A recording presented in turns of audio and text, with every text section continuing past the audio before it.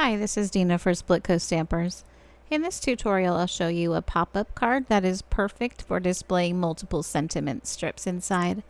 I'm making an A2 card today, so I've got my base cut to 5.5 by 8.5 inches, and I'm scoring at 4.25 inches. And then I have a layer that I've already stenciled, and that will go on the inside of my card. That panel is cut to 5 by 8 inches, and I'm going to score at 3.25 inches, 4 inches, and 4.75. If you are going to decorate your inside panel in any way, you will want to do that before you do your scoring. I'm using 80-pound cover for these layers so my card doesn't get too heavy. I'm going to fold my card base back on the score line, making sure the edges line up. And then the inside panel is going to have a mountain fold in the center with valley folds on either side. So the center fold goes up and the other folds go down. So we end up with a little mountain in the center of that inside panel.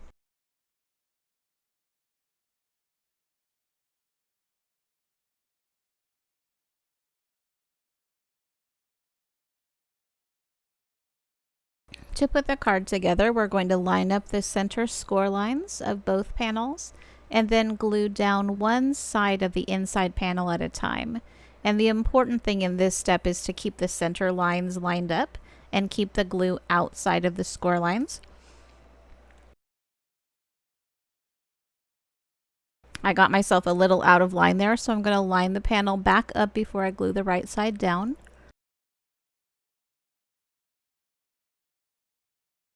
And then I'll fold the other side back, add the glue, and then spread it down flat to glue the left side down.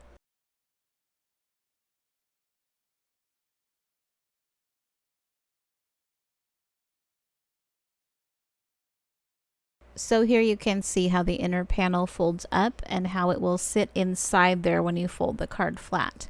Go ahead and burnish the folds down so that they're nice and flat inside. The next step is to add some sentiment strips inside, and you can have as many or as few as you like. I've got 4 here that I've already stamped and matted. For this size card, your strips will need to be 3.5 inches or less in length so they don't stick out the side when the card is closed. Mine here are 3.1/8 inches with the mats, so those will work fine, and I used my little misty ruler to trim them up. I like to have my sentiment strips alternate left and right on that center piece, but you can put them all on one side if you want to, whatever works for your design. I'm just laying them out so I have them where I want them, and then I'll glue them down. And I like to do the top and bottom ones first and then center the others in between.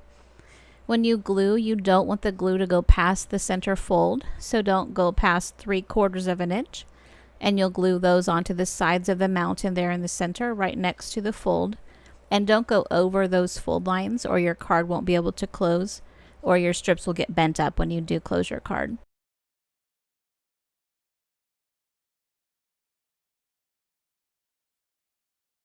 So it closes up and you can see how the sentiments stand up when you open the card back up again.